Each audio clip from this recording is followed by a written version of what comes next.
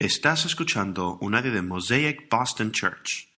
Si deseas ver más recursos, conocer Mosaic Boston y las iglesias de nuestro vecindario o hacer una donación a este ministerio, visite mosaicboston.com. Buenos días. Hola, bienvenido a otra edición en línea de Mosaic Boston Brookline. Si estás sintonizando en línea, en vivo, muchas gracias. Muchas gracias por estar sintonizando. Estamos muy contentos de que estés aquí. Tómate un tiempo de saludar en el chat a continuación. Y si estás en la playa mientras estás mirando online, disfruta. Pero gracias por estar escuchando incluso después de llegar a casa o del viaje de regreso y prestar atención. Entonces, dicho esto, ¿podrías orar conmigo por la predicación de la santa palabra de Dios? Padre Celestial, te amamos y estamos muy agradecidos.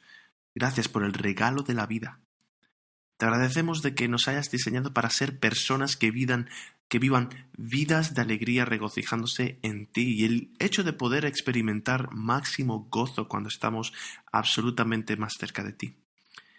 Y Señor, muéstranos que el hecho de no ir tras ti, de no seguirte, el hecho de que no nos estemos esforzando por ti, de no esforzarnos en ir hacia adelante, de presionar en acercarnos a ti lo más posible, de que esa realidad causa gran parte de nuestra infelicidad, nuestra tristeza, nuestra depresión y nuestra ansiedad. Y muéstranos hoy que el secreto del gozo es seguir a Cristo, quien fue a por nosotros, seguir a Cristo a su perfección y seguir tras Él.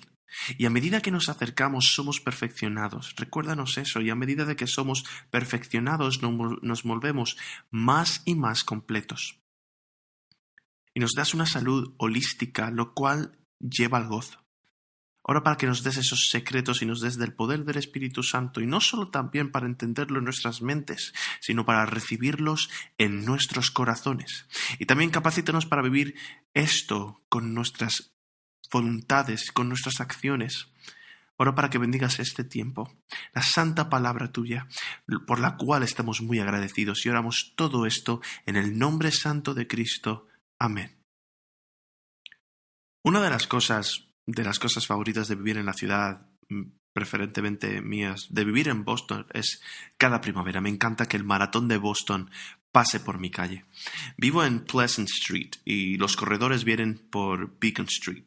Siempre es asombroso. La ciudad está llena de energía, es una energía increíble y una sensación y emoción increíbles. Pero de todos los maratones, mi favorito es el número 118.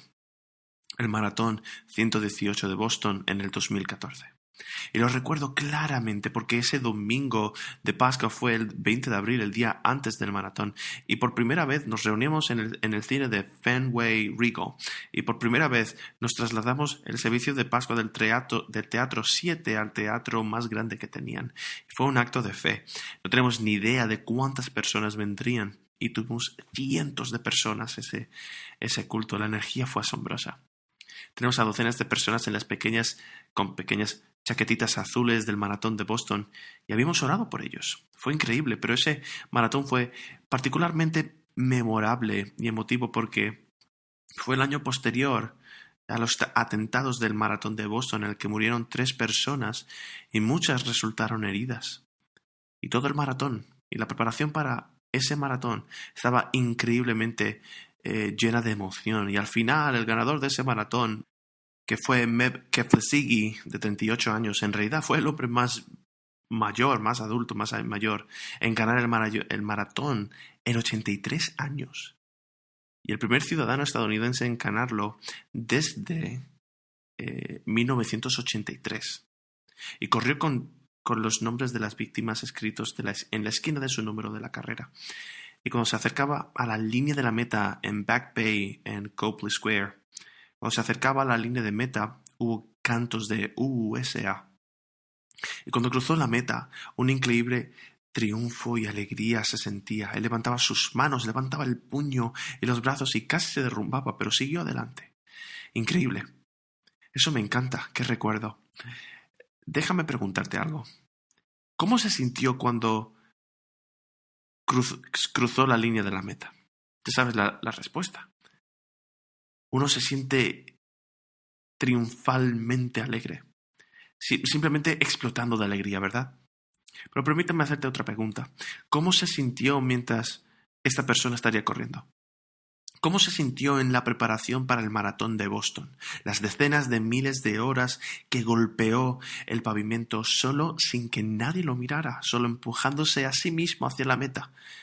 El propósito que se propuso a sí mismo a toda velocidad, con cada nervio, cada centímetro, cada músculo, cada fibra en su ser, porque tenía un propósito en mente. Y el propósito era ganar.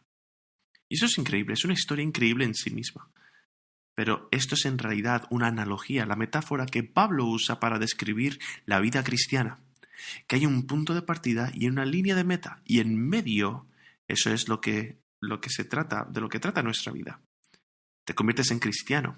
Y esa es la línea de partida. Y las Escrituras hablan de esta parte como justificación, de que eres hecho justo solo por la gracia mediante la fe en Cristo. Y al final, la meta es la glorificación, donde tienes un cuerpo redimido, nuevo como el cuerpo resucitado de Cristo. Pero mientras tanto, somos llamados no solo a seguir a Jesús, lentamente. Comienza con una caminata, como un niño gatea y luego empiezas a caminar. Pero entonces que el Señor dice, debemos buscar la madurez y debemos correr detrás de Cristo, ir tras Cristo de una manera ultramaratónica. Y esto es importante porque Pablo dice, estoy buscando la perfección, en el texto que vamos a estar viendo hoy. Y eso es muy importante porque Jesús no nos llamó a ser buenos simplemente, en realidad nos llamó a ser perfectos. Y cuanto más te acercas a Cristo, más te das cuenta de cuánto te falta perfección. Y existe esta santa tensión entre un cristiano que se vuelve más santo y se da cuenta de lo impío que es, y los cristianos más piadosos todavía son muy conscientes de sus imperfecciones. Aún así, hay un tinte de decepción en sí mismos, una frustración personal que los impulsa a perseguir, a ir tras Cristo, que es el perfecto. Cuanto más te acercas a Él, más perfecto te vuelves a medida que entiendes tus imperfecciones. Lo que te impulsa a seguirlo más. Este mundo no es el cielo, eso lo sabemos. Y Robert Browning lo expresó así. Él dice que el alcance de un hombre debe exceder su propio alcance. De lo contrario, ¿para qué sirve el cielo? El alcance de un hombre debe exceder su propio alcance, lo que significa que estoy alcanzando una mayor cantidad de santidad de la que yo puedo alcanzar en esta vida. Pero ese alcance, ese hambre, ese deseo es lo que realmente nos transforma. Hoy estamos en Filipenses 3, versículos 12 al 21. Mirarías este increíble texto conmigo. Filipenses 3, versículos 12 al 21. No que ya lo haya alcanzado, que ya haya llegado a ser perfecto, sino que sigo adelante, a fin de poder alcanzar aquello para lo cual también fui alcanzado por Cristo Jesús. Hermanos, yo mismo no considero haberlo alcanzado, pero una cosa hago, olvidando lo que queda atrás y extendiéndome lo que está delante, prosigo hacia la meta, para obtener el premio del supremo llamamiento de Dios en Cristo Jesús. Así que todos los que somos perfectos tengamos esa misma actitud. Y si en algo tenéis una actitud distinta, eso también os lo revelará Dios. Sin embargo, continuamos viviendo según la misma norma que hemos alcanzado. Hermanos, sed imitadores de mí, imitadores míos, y observad a los que andan según el ejemplo que tenéis en nosotros. Porque muchos andan, como os he dicho muchas veces, y ahora os lo digo aún llorando, que son enemigos de la cruz de Cristo, cuyo fin es perdición, cuyo Dios es su apetito, y cuya gloria está en su vergüenza, los cuales piensan solo en las cosas terrenales. Porque nuestra ciudadanía está en los cielos, donde también ansiosamente esperamos a un Salvador, el Señor Jesucristo, el cual transformará el cuerpo de nuestro estado de humillación en conformidad al cuerpo de su gloria, por el ejercicio del poder que tiene aún para sujetar todas las cosas a sí mismo. Esta es la lectura de la palabra santa, inerrante, infalible y autoritaria de Dios, y que Él escriba estas verdades eternas en nuestros corazones. ¿Qué debo de hacer para llegar a ser perfecto como el Señor nos llama a ser? La palabra perfección en realidad significa integridad o totalidad, suponiendo que lo tenemos, presuponiendo que tenemos una ruptura en nuestras vidas, en nuestros corazones, y sabiendo que cada uno de nosotros lo hacemos si somos honestos con nosotros mismos. Entonces, ¿cómo conseguimos esta perfección? Bueno, esto enmarca nuestros 4 puntos para hoy. El punto número 1 es: reconoce tu imperfección. Número 2, avanza en pos de la perfección. Avanza a la perfección.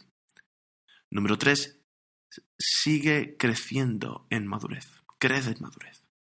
Y número 4, recuerda lo que está en juego. Entonces, punto número 1 es el reconocer tu imperfección. ¿Ves esto en el versículo 12? Qué honesto es Pablo consigo mismo.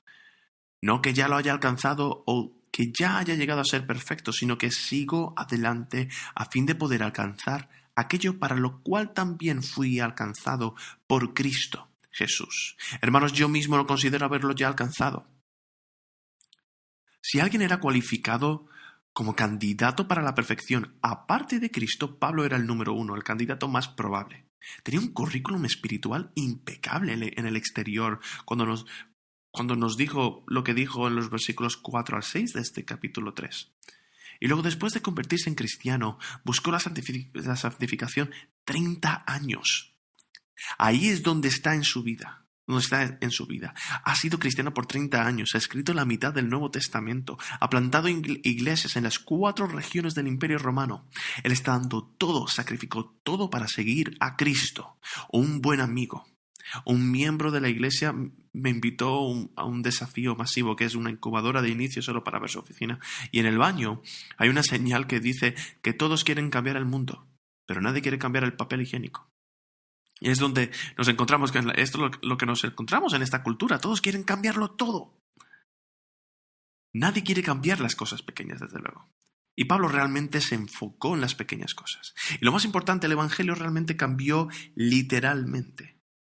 O tuvo un impacto global en su vida. Y aún así dice, no soy perfecto. Él todavía dice, tengo un largo camino por recorrer. Y esa es una de las lecciones que podemos extraer en este texto. Y es que las personas exitosas nunca dejan de crecer. Siempre se desarrollan. Siempre se están desarrollando, aprendiendo. Y Pablo dijo, no he obtenido esto, no soy perfecto. No considero todo esto mío. Y en realidad en el versículo 13 hay 2 pronombres personales enfáticos antes del verbo. Él dice, hermanos, incluso yo aún no he alcanzado esto. Qué increíble humildad espiritual que aprendió del tiempo con Cristo. Y querido amigo, ¿reconoces voluntariamente tus propias imperfecciones, tus propios defectos, tus propios pecados? ¿Estás dispuesto a asumir tus errores? ¿Estás dispuesto a enfrentar tus fallas? No solo para disculparlas y no solo para jugar y hacerte la víctima. ¿Estás dispuesto? Y podemos hacer esto por el poder del Evangelio, cuando reconocemos nuestros pecados y cuando mostramos remordimiento por ellos, contrición, cuando nos arrepentimos, siempre hay gracia. A veces tendemos a pensar demasiado bien de nosotros mismos. Romanos 12:3 dice que porque en virtud de la gracia que me ha sido dada, digo a cada uno de vosotros que no piense más alto de sí mismo de lo que debe pensar, sino que piense con buen juicio según la medida de fe que Dios ha distribuido a cada uno. De lo que está hablando aquí es, puedes mirarte con una autoevaluación honesta. Esto se llama autoconciencia para hacer un inventario de tu vida de forma regular. Autorreflexión sobria. Como dijo Sócrates, no vale la pena vivir una vida no examinada. ¿Y por qué estamos hablando de esto? Por lo general, este tema aparece el 1 de enero siempre, o el primer domingo de enero de las resoluciones de Año Nuevo, como inventario de la vida. Y por cierto, este es el último domingo de junio, lo que significa que el año está casi a la mitad. Esto es una opción perfecta y hace medio año. Esto es una oportunidad perfecta para parar, detenerse y decir, ¿dónde estoy? Necesito hacer un autoinventario. ¿Dónde estoy? ¿Dónde quiero estar? ¿Dónde necesito mejorar? ¿En qué estoy notando debilidades? ¿Cuáles son mis deficiencias? ¿Qué cosas necesito trabajar? ¿Cuáles son mis puntos ciegos? ¿Dónde necesito crecer como persona, como ser humano, como cristiano, como amigo, como hijo, como hija, como esposo, como esposa, como miembro de la iglesia, como hijo de la familia de Dios, como estudiante, como profesional? Esto es un inventario personal. ¿Dónde necesito cambiar? Y por cierto, ¿de qué tanto estoy hablando? De esta manera hago un inventario de ti tan a fondo como lo que hacen los demás. Cada uno de nosotros lo hacemos, podemos ver los puntos ciegos deslumbrantes de las otras personas cuando no pueden y sentimos eso. Los vemos imperfectos y empezamos a criticar. Ahora, con esa misma perspectiva, con esa misma lupa, haz un inventario de tu propia vida. El primer paso para alcanzar la perfección o la integridad, el progreso en la fe, es reconocer que no has llegado a esa perfección. Y esto es lo que significa crecer en la fe. Porque ¿sabes lo que sucede cuando creemos que hemos llegado? Empiezas a sentirte orgulloso y complaciente y dejas de avanzar. El crecimiento siempre comienza en la mente. Es un cambio de pensamientos que conduce a un cambio de sentimientos, lo cual luego conduce a un cambio de acción. Entonces, piense, necesito seguir creciendo, necesito seguir corriendo, necesito seguir avanzando. Sentimientos, quiero ser la persona que Dios me ha creado para ser, pero todavía no soy eso. Acciones, ¿en qué necesito trabajar por la gracia de Dios?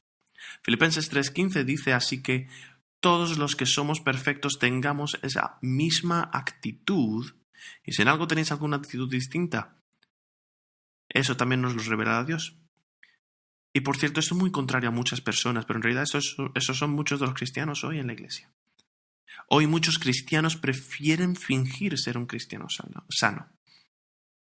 Preferimos fingir, cambiar, porque el cambio siempre requiere un trabajo. Es doloroso y sí, todos somos pecadores. Sí, tenemos problemas. Sí, luchamos con las dudas. Para algunas personas la reputación es más importante que la transformación. Y Pablo nos da un ejemplo de honestidad increíble de sí mismo. Y por cierto, eso es una marca de madurez de la fe. Hay absoluta transparencia. Aquí es donde estoy. Esto es con lo que estoy luchando hoy, esta semana. Y lo expresas, y esto lo puedes llegar a expresar con otros creyentes, y les pides que oren por ti. Y lo que eso hace es que también se abran ellos también, y juntos pueden pelear la buena batalla de la fe. Proverbios 28:13 dice que el que encubre sus pecados no prosperará, mas el que los confiese y los abandona hallará misericordia. No ocultes, confiesa y abandona. Los cristianos experimentados son muy conscientes de las deficiencias en las que necesitan trabajar, y los cristianos maduros no solo dicen, oh, mira qué lejos he llegado. Eso es bueno, pero también tienes que decir en el mismo aliento, mira qué tan lejos tengo que ir. Todavía me queda. Filipenses 3:12, Pablo dice, no es que me haya obtenido esto, que ya sea perfecto, pero sigo adelante para hacerlo todo esto mío. Porque Cristo Jesús me ha hecho suyo. Yo sigo adelante, sigo extendiendo a lo que tengo adelante, lo hago con todo lo que tengo. Me lanzo a este esfuerzo con cada nervio, centímetro, músculo para alcanzar el premio. Increíble intensidad, máximo esfuerzo, entendiendo que no hay ganancia sin dolor. Es muy contradictorio porque uno de los ídolos en nuestra cultura es la comodidad. Entonces, para nosotros, si idolatramos la comodidad, entonces de lo contrario de la comodidad es el dolor. Lo contrario de eso es el dolor. Entonces, si adoramos la comodidad, solo vamos a buscar comodidad. Empezamos a desarrollar una resistencia, una falta de tolerancia al dolor. Y por lo tanto no cumplimos el propósito que Dios tiene para con nosotros. Que el propósito tiene para nosotros. Entonces entendemos que las cosas más valiosas de la vida siempre requieren dolor, trabajo y sacrificio. Crear algo, construir algo, convertirse en una persona que edifica a los demás, agrega valor a sus vidas. Y al servir a los demás, dar a los demás lo que en realidad es una mayor bendición. Es más bendecido dar que recibir. Pero ¿cuál es tu motivación, Pablo? Es lo que nos preguntamos, ¿no? Es por eso que cada vez que ves a una persona motivada, empiezas a pensar y dices, ¿por qué están tan motivados? ¿Qué es aquello que los levanta por la mañana? ¿Qué es? Y Pablo dice, esta es mi motivación. En el versículo 12, lo que dice es, no es que ya he obtenido esto, o que ya soy perfecto, pero yo sigo adelante para hacer lo mío, porque Cristo me ha hecho suyo. Hermanos, no considero que yo ya lo he hecho mío. Él comienza con eso. Él dice, Cristo me hizo suyo. Estoy llegando a comprender la justicia que Dios tiene para mí, porque Cristo ya me hizo justo. Y esta es la interacción entre la justificación y la santificación. La justificación es monergista. Sí, te estoy dejando ahí caer una gran palabra teológica. Puedes buscarlo si quieres. Monergista. ¿Qué significa? ¿Qué significa esto? Básicamente justificación unidireccional. Dios le dice, te elijo, te regenero, cambio tu corazón de piedra a carne. Y ahora tú eres mío. Ahora eres cristiano.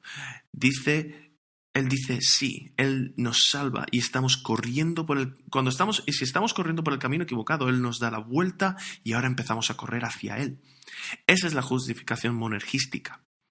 Es una santificación que es sinérgica, hay una interacción entre la voluntad de Dios, el poder de Dios, el deseo de Dios, el Espíritu Santo de Dios y nuestro esfuerzo. No podemos ganar nuestra justificación de salvación. Sin embargo, hay un esfuerzo para nuestra santificación, de que hay cosas que tenemos que hacer. La metáfora de la justificación en las Escrituras es la contabilidad. Estabas en pecado, Dios toma tu pecado sobre sí mismo y sobre Cristo en la cruz. Por gracia, a través de la fe, Él te recomienda o cuenta una justicia, la hace contable, la valida, algo que no es tuyo. Valida esta justicia que no es tuya. Eso es justificación, es un término contable. Un término legal. Sin embargo, lo que Pablo está haciendo aquí es hablar de santificación y no usa un término contable. Él está usando la analogía. Él usa una analogía atlética. Y los atletas saben esto. Si quieren ganar, el atleta tiene que experimentar dolor, disciplinarse en absolutamente todas las facetas de su vida. Entonces comienza reconociendo nuestra imperfección. Pero no termina ahí. Él continúa y habla de presionar, de ir en pos de la perfección. Presione para la perfección. Persigue la perfección. Punto número 2, que es Filipenses 3, versículos 13 al 14. Hermanos, yo mismo no considero haberlo alcanzado ya, pero una cosa hago. Olvidando lo que queda atrás y extendiéndome a lo que está delante, prosigo hacia la meta para obtener el premio del supremo llamamiento de Dios en Cristo Jesús. Y por cierto, esto es totalmente inesperado en nuestra cultura. Nuestra cultura se queda siempre en el punto número 1, donde dice, sí, no soy perfecto. Sí, reconozco que no soy perfecto. Sí, tengo cosas en las que trabajar. Y nos detenemos ahí. Pablo dice, yo no me detengo ahí. No soy perfecto, pero busco la perfección. El hecho de que no haya logrado estos objetivos, de que él no haya llegado a eso, lo motiva, le da fuerzas. Completamente diferente de nuestra cultura, que utiliza las imperfecciones de uno mismo como justificación para mantenerse en ellas. Usamos nuestro pecado como justificación para seguir pecando más. Yo no soy perfecto y no puedo detener lo que estoy haciendo. Entonces voy a seguir haciendo lo que estoy haciendo. Pero Pablo dice, no. Si eres cristiano, no tienes excusa para permanecer en los pecados habituales. Para permanecer en los pecados que te persiguen y te atormentan durante años.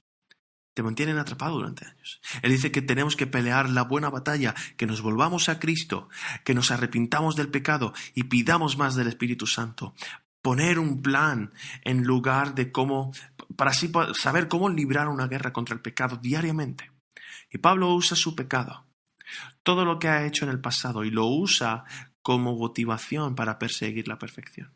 Él dice, pero una cosa hago, sigo adelante, prosigo a la meta, sigo. Es un verbo en tiempo presente que habla de una acción continua. Sigo presionando, prosigo.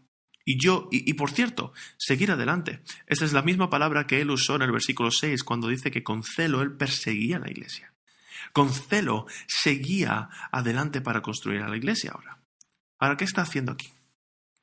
Pablo es un maestro de las palabras. Cada palabra importa. Cada palabra está planeada y él está lleno del Espíritu Santo. ¿Qué está haciendo el Espíritu Santo a través de los dones y talentos de Pablo? Un juego de palabras. Es una jugada sobre lo que dijo.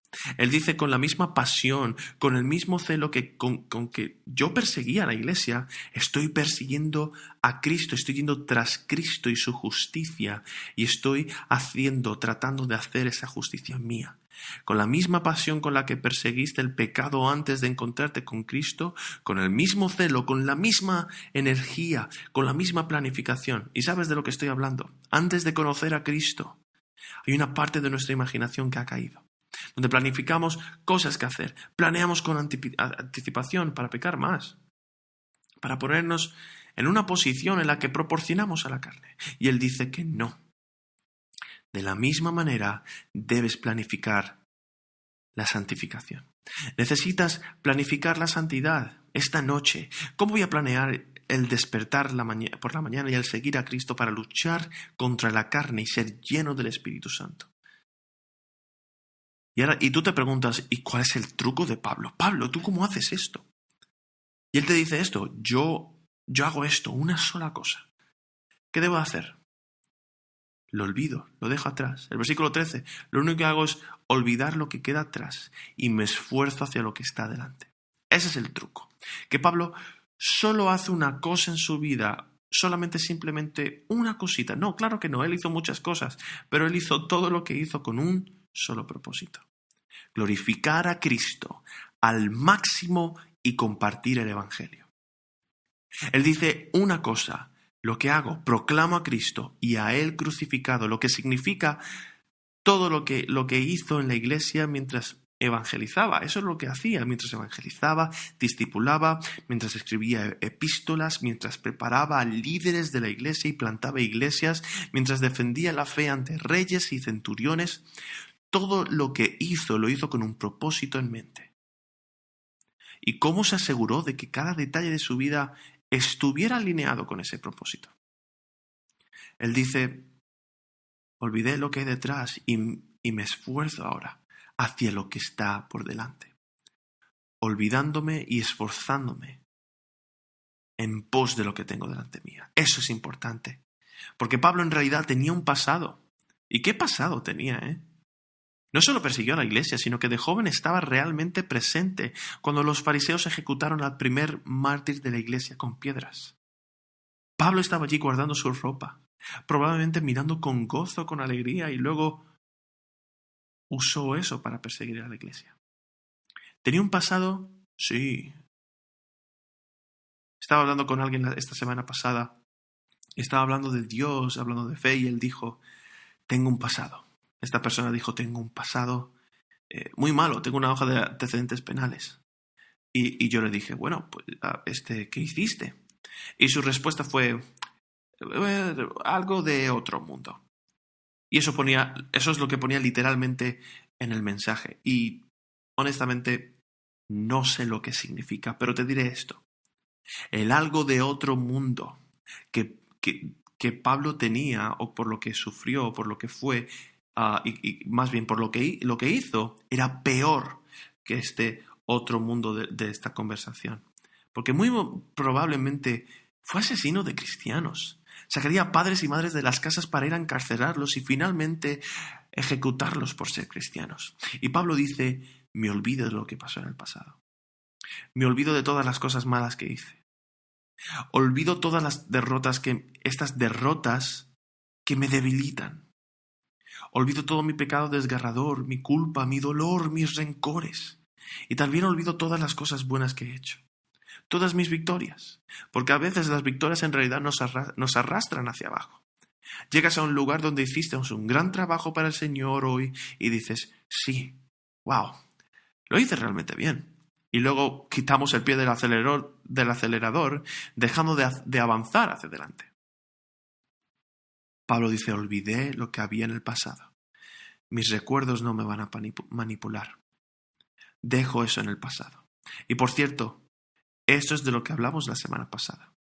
Él dice que todos los días contaba sus ganancias como pérdidas para poder ganar más de Cristo.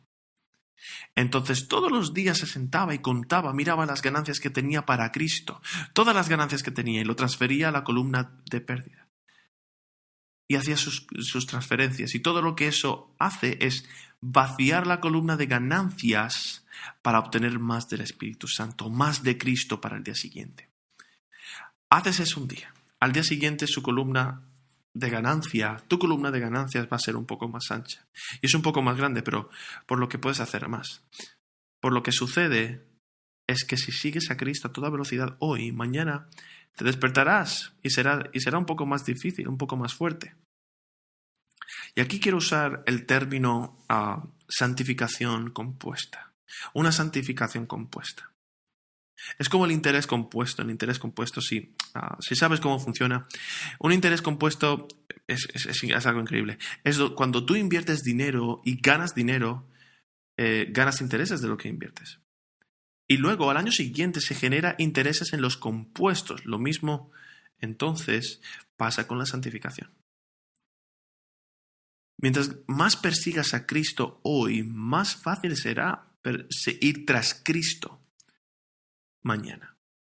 Ir en pos de Cristo mañana. Entonces tal vez estás en un lugar y caminas con el Señor donde estás como, ay, Señor, nunca podré imaginar la libertad una libertad de este pecado en particular. Nunca voy a poder imaginar no querer esto. Nunca voy a poder imaginar que las papilas gustativas de mi alma se recalibren tanto que quiero lo bueno y no lo malo. Quiero las cosas útiles, no las cosas dañinas. Y Pablo dice que este es el truco. El truco es que olvido lo que hay detrás de lo bueno, de lo malo, lo feo todo. Y sigo adelante, voy en pos de Cristo. Voy en pos de lo que se avecina. Eso es lo que le dio el poder para correr la carrera con Cristo. Y esto es en 1 Corintios 9, 24 al 27, que es uno de mis pasajes favoritos. Dice, ¿no sabéis que los que corren el estadio, todos en verdad corren, pero solo uno obtiene el premio? Corred de tal modo que ganéis. Y todo el que compite en los juegos se abstiene de todo. Ellos lo hacen para recibir una corona corruptible, pero nosotros una corona incorruptible. Por tanto, yo de esta manera corro, no como sin tener meta. De esta manera peleo, no como dando golpes al aire, sino que golpeo mi cuerpo y lo hago mi esclavo, no sea que habiendo predicado a otros yo mismo sea descalificado. Increíble. Por cierto, Pablo debe haber sido un fanático de los deportes, pienso, Y yo personalmente extraño mucho los deportes, no puedo esperar a que vuelvan los deportes. Pido con todo lo que tengo para que se empiece la temporada de fútbol americano, de la NFL, y que comience a tiempo. Apoyaré a los Patriots, por supuesto, y bueno, Tom Brady, bueno, tal vez un poquito, no sé, le he perdonado un poquito. Pero bueno, Pablo usa estas metáforas porque dice que así se entiende el autocontrol y la autodisciplina. Lucas 9:62 dice que Jesús dijo, nadie que después de poner la mano en el arado mira atrás es apto para el reino. No puedes conducir un auto mirando por el espejo retrovisor. Es imposible, no puedes conducir en una carretera mirando hacia atrás. Sí, definitivamente aprendemos de nuestros errores y nuestros contratiempos, pero avanzamos con esas lecciones. No con vergüenza, culpa y ansiedad por esos errores. Tendemos a recordar cosas que debemos olvidar. Tendemos a pensar en nuestra vergüenza y nuestro pecado en el pasado. ¿Y por qué sigues recordando las cosas que Dios ya ha olvidado? Cuando te arrepientes del pecado, Dios elige olvidar este pecado. Dios lo arrojó tras sí mismo, lo arrojó. Las Escrituras dicen que tan lejos como está el este del oriente. Y esto es, por cierto, una marca de madurez que siempre demuestra a una persona madura, y es que siempre miras hacia adelante, no hacia atrás. No miras atrás a las victorias espirituales, no miras atrás a la derrota espiritual. Mis padres se mudaron hace un par de años y fuimos a ayudarlos a limpiar. Era su casa en Cranston, Rhode Island, y antes de mudarse a Jamestown, y estábamos en el sótano ayudándoles a limpiar. Y mi esposa estaba conmigo y descubrió mi armario de cuando yo crecía ya. En ese momento estábamos casados, creo que por 12 años o algo así, pero había una caja con todos mis trofeos de fútbol, de lucha libre, de béisbol, rugby, todo eso. Y ella sale asombrada sosteniendo esta caja y dice: ¿por qué nunca me has mostrado esto? Y yo le dije: cariño, bueno, es que eso era de secundaria. Y yo ya no estoy en la escuela secundaria, entonces no quiero ser como el tío rico. No sé si sabes quién es el tío rico. Si has visto la película de Napoleon Dynamite, sabes de lo que hablo. Napoleon Dynamite. Ese es el tipo que vive en una camioneta, que siempre se está grabando a sí mismo lanzando pelotas de fútbol y que dice que puede tirar pelotas de fútbol sobre una montaña. Y es un hombre de edad media que todavía vive en esos días gloriosos de la escuela secundaria. Quizás algunos de ustedes tengan algo similar que sucedió espiritualmente, donde tuvieron un momento en el que estaban ardiendo por el Señor y vives esos días de gloria. ¿Recuerdas lo que hice por Cristo? Pablo nunca se quedó allí. ¿Qué haces por Cristo hoy? ¿Qué haces para su gloria y su reino hoy? Y por cierto, mira hacia adelante. Una de las razones por las que no miramos hacia adelante y nos presionamos hacia adelante y tenemos una mente con visión de futuro, para muchos nosotros es porque vivimos en una cultura donde la juventud es un ídolo. Idolatramos a los jóvenes y por lo tanto muchas personas tienen dificultades para envejecer. Y no podemos mirar atrás y recordar. No podemos quedarnos ahí. Esto nos conduce a este lugar donde no disfrutamos lo que Dios tiene para con nosotros hoy. Amo Proverbios 31:12. Y este es el proverbio de la mujer sabia, la mujer de Proverbios 31. Dice Proverbios 31, fuerza y dignidad son su vestidura. Y sonríe al futuro. Ella se ríe del tiempo. Dios me ha dado gracia hoy, Dios me dará gracia mañana también. ¿Y cómo presiono hacia la perfección? La clave la tenemos en el versículo 12. No es que yo haya obtenido esto o que yo ya soy perfecto, sino que sigo adelante para hacerlo mío, porque Cristo Jesús ya me ha hecho suyo. Hermanos, yo no considero lo que ya he hecho es mío. ¿Qué? Entonces, ¿qué es esto? ¿Qué es eso? ¿Cuál es el objetivo? Filipenses 3:11. Porque por cualquier medio posible puedo lograr la resurrección de la muerte. En la mente de Pablo, la resurrección de los muertos, esa es la resurrección de Jesucristo. Y la resurrección de Jesucristo, ese es el precio. Entonces Pablo está presionando para obtener a Cristo, para abrazar a Cristo crucificado, tener de sus fuerzas. Pablo persigue la perfección persiguiendo a Jesús. Pablo va tras la perfección persiguiendo la luz de Cristo. Y hace eso en su vejez. Y eso es lo que le da fuerzas para seguir adelante. El punto número 3 es el seguir creciendo en madurez. Conocimiento de tus imperfecciones, avanzar hacia la imperfección, pero luego seguir creciendo en madurez. Versículos 15 al 17 dice: así que todos los que somos perfectos tengamos esta misma actitud. Y si en algo tenéis una actitud distinta, eso también nos lo revelará Dios. Sin embargo, continuemos viviendo según la misma norma que hemos alcanzado. Hermanos, sed imitadores míos y observad a los que andan según el ejemplo que tenéis en nosotros. Me encanta el ejemplo que él habla de madurez aquí. Cuando sigues corriendo tras Cristo, al reconocer las imperfecciones diariamente y persiguiendo la perfección al perseguir a Cristo, eso te hace madurar a diario. Y Pablo dice a aquellos de nosotros que maduramos, debemos pensar de esta manera. Mi hija Milana cumple 3 años el 25 de julio. Cumple 3 años, y a mí personalmente me encantan los 3 años. Esa es una de mis edades favoritas. Pero ahora te diré el porqué. Y es que ahora ella, en los 3 años, y he visto esto con mis 4 hijas, ahora está en un lugar donde ella está creciendo en autosuficiencia. Está creciendo en madurez. Ella puede alimentarse sola, sabe cuándo necesita ir al baño, puede articular lo que ella quiere, lo que ella necesita. Ella realmente puede ayudar en la casa ahora y limpiar su habitación. No grita tan a menudo cuando no consigue lo que quiere o cuando escucha la palabra no. Y cuando te conviertes en cristiano, querido amigo, eres un bebé cristiano. Está bien ser un bebé cristiano. necesitas a alguien que te lleve, necesitas a alguien que te alimente, que te ordeñe, que te cuide. Necesitas a alguien que te cuide y que lo atienda. Pero querido cristiano, no está bien quedarse ahí. Y seré franco aquí. Muchos de los cristianos que conozco, debido a esta prolongada adolescencia en nuestra cultura, muchos cristianos que conozco se quedan en esa pequeña etapa del cristianismo de bebé. Tengo suficiente para llegar al cielo, pero luego no sigues creciendo. Y así es como sabes que eres un cristiano inmaduro. ¿Cómo reaccionas cuando escuchas la palabra no de alguien de la familia de la iglesia? Eso número 1. Pero número 2, ¿qué tipo de comida prefieres? ¿Leche como la comida blanda de bebés? ¿O has llegado a un punto en el que armas la carne espiritual, de que tú deseas la carne espiritual, el filete, como yo los llamo? Niños cristianos inmaduros, necesitáis ser atendidos. Toda la atención está en mí. Es como si si yo fuera lo único que existe.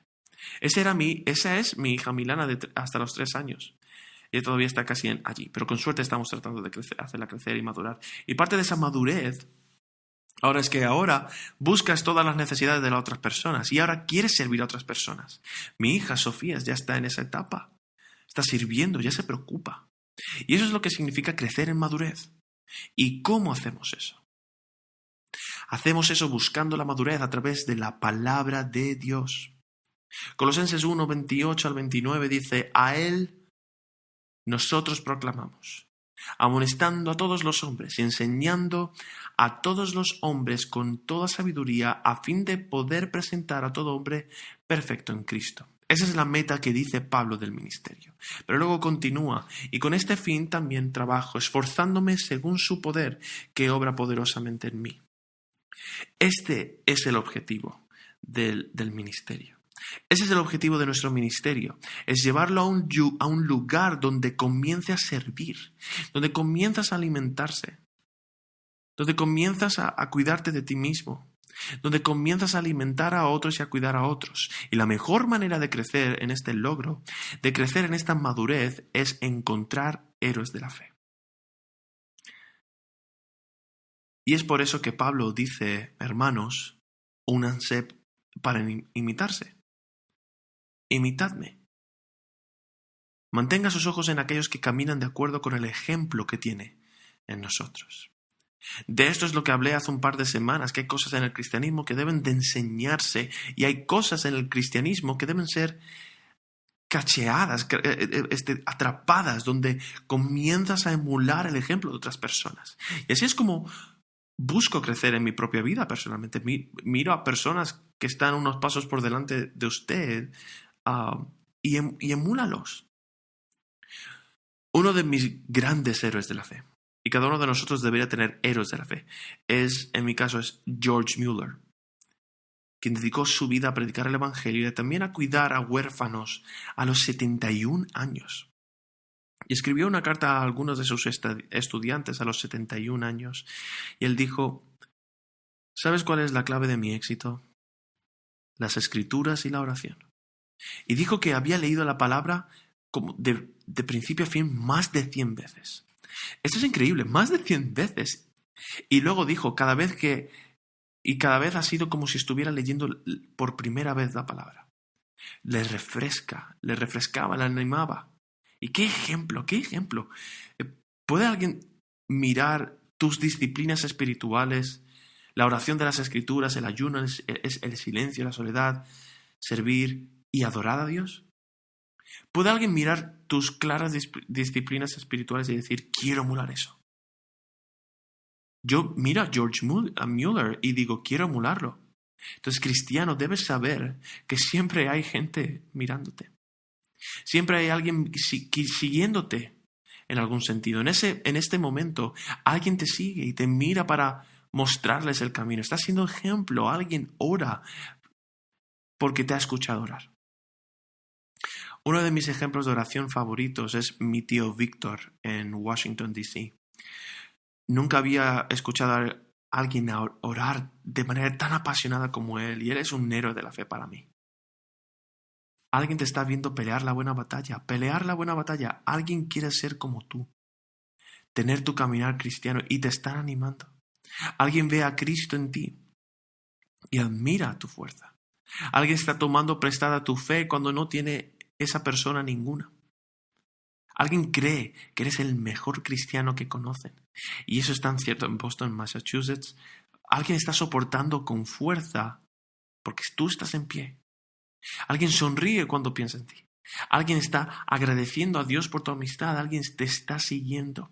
Entonces, persiste, sigue adelante, no los decepciones y sigue creciendo en madurez. Sigue haciendo crecer a las personas que te rodean en madurez. Y punto número 4, recuerda lo que está en juego.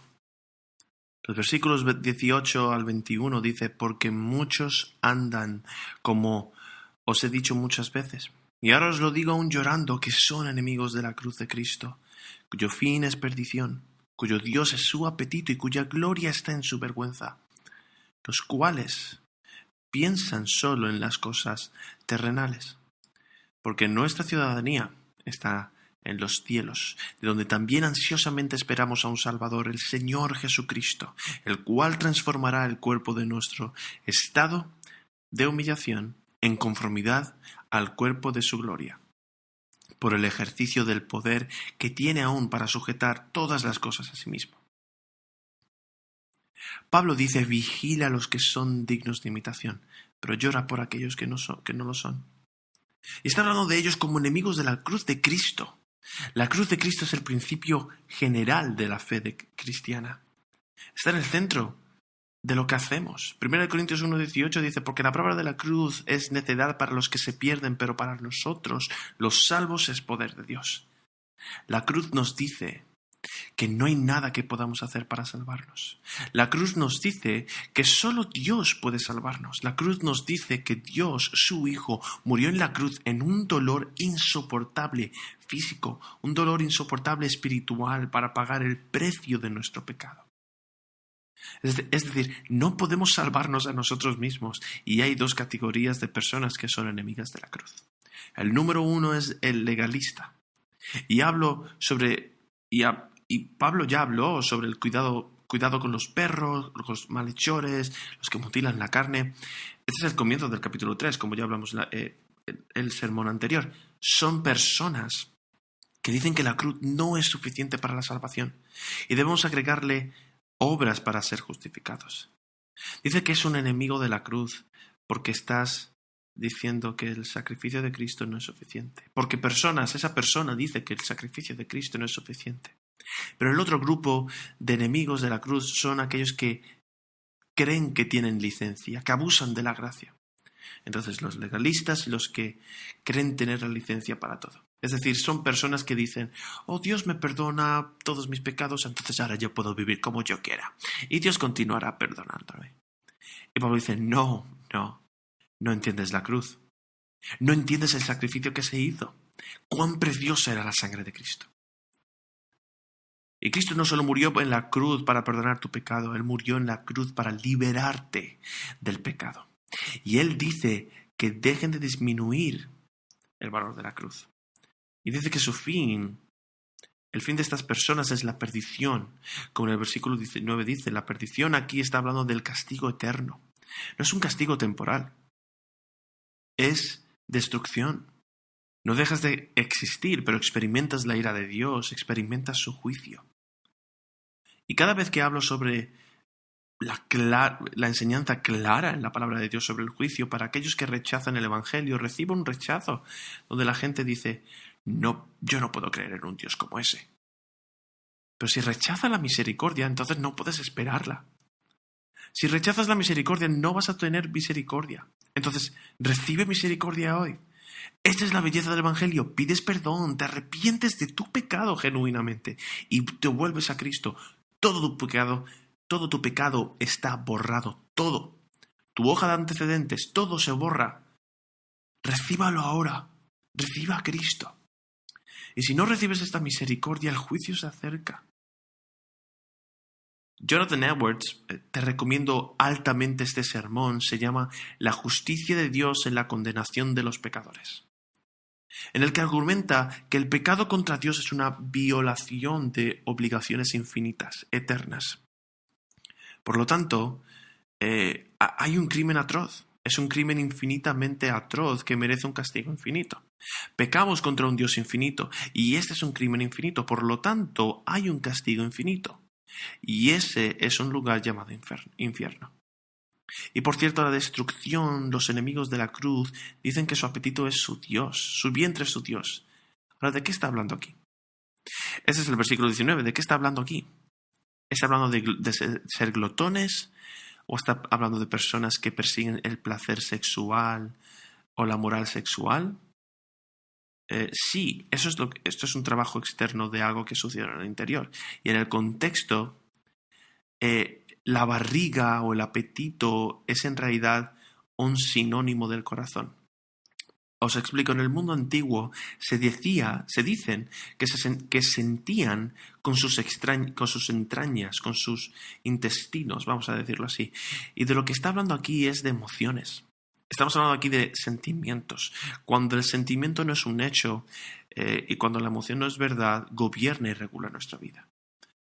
Cuando buscamos lo que se siente bien en lugar de lo que es bueno, de eso es lo que se está hablando. Y a menudo eso conduce a la destrucción física y en última instancia espiritual. Y llegan a un punto en el que se glorían de su propia vergüenza, atormentados en un pozo negro de vergüenza, donde personas toman cosas que son vergonzosas, pecaminosas, hirientes, dañinas, y en realidad las presentamos como buenas. Tomamos cosas malas y las presentamos como cosas buenas, y quien llama las cosas malas es en realidad una mala persona. Y ahí es donde estamos en esta cultura. En Filipenses 3, versículo 20 dice: porque nuestra ciudadanía está en los cielos, de donde también ansiosamente esperamos a un Salvador, el Señor Jesucristo, el cual transformará el cuerpo de nuestro estado de humillación en conformidad al cuerpo de su gloria por el ejercicio del poder que tiene aún para sujetar todas las cosas a sí mismo. Está hablando con los filipenses que atesoran esta ciudadanía romana y dicen que los cristianos filipenses recuerdan que su identidad no está en la ciudadanía romana. Eso es lo que le está recordando a los filipenses. Estadounidenses, vuestra identidad no está en su identidad, en su ciudadanía estadounidense. Principalmente, en primer lugar, se encuentra en Cristo. Somos primeros cristianos y segundo estadounidenses. Y él dice que somos ciudadanos de este otro reino y de ella esperamos que Cristo venga con poder y gloria. Él está hablando de esta segunda venida, que es una de las verdades más frecuentes enfatizadas en las Escrituras. Está en todos los libros de la Biblia, excepto en Gálatas, Filemón y 2 y 3 de Juan. Pero las Escrituras hablan de eso en todo tiempo. Y de la misma manera que Jesús prometió que vendrá otra vez, que vendrá esta otra vez, y lo hizo, prometió que vendrá una segunda vez, y lo va a hacer. C.S. Lewis escribió el libro Mero Cristianismo.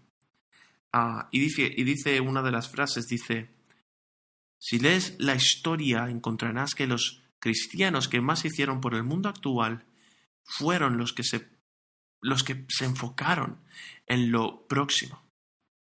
Debido a que los cristianos han dejado de pensar en otro mundo, se han vuelto tan ineficaces de esto.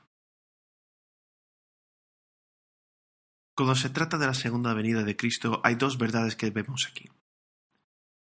Que nuestros cuerpos se transforman, nuestros cuerpos humildes se transforman en un cuerpo como el suyo, como el de Cristo, glorificado. Nuestros cuerpos actuales que están sujetos a enfermedades, muertes y pecado, Él dice que habrá una transformación, y no solo externamente, sino también internamente. Entonces nunca podremos o desearemos pecar. Pero luego, la segunda verdad que vemos aquí dice es que Cristo sujetará todo a sí mismo. Sujetará todas las cosas a sí mismo. Entonces, si no estamos voluntariamente sujetos a Él, en este mundo nos veremos obligados a someternos en el próximo. Todos se van a inclinar de rodillas ante Cristo. Él reinará como Rey de reyes y Señor de señores. No puedo esperar por ese momento. Entonces asegúrate, querido amigo, de que hoy estás sometido a Jesucristo como Salvador, como Señor, para que cuando Él venga, Él sea tu Salvador y no tu juez. Los 4 puntos en caso de que te hayas perdido: reconoce tu imperfección, avanza en la perfección, sigue creciendo en madurez y recuerda lo que está en juego. Eso es lo que te lleva a la integridad y perfección. Robert Murray McChain dijo: Señor, hazme tan santo como pueda ser un pecador redimido. Sigue en el camino, sigue corriendo tu carrera y mantén tus ojos en el premio, el cual es Cristo. Cuanto más recibes de Él, más perfeccionado te vuelves. Y más alegre te sientes, como Meb cuando cruzó la línea en la meta del maratón de Boston del 2014. Dicho esto, ¿podrías orar conmigo? Padre Celestial, te agradecemos por tu palabra. Y Señor, oro para que nos des fuerzas para dejar de lado todo peso y pecado que se aferra tan estrechamente, y que podamos correr firmemente la carrera que se nos presenta mirando a Jesucristo, el fundador y perfeccionador de nuestra fe, quien por el gozo que se estableció ante Él soportó la cruz, despreciando la vergüenza, y está sentado a la derecha del trono de Dios, a la diestra. ¡Qué Dios eres! Te amamos, te alabamos, te glorificamos y te honramos. Y oramos todo esto en el nombre del Padre, del Hijo y del Espíritu Santo. Amén.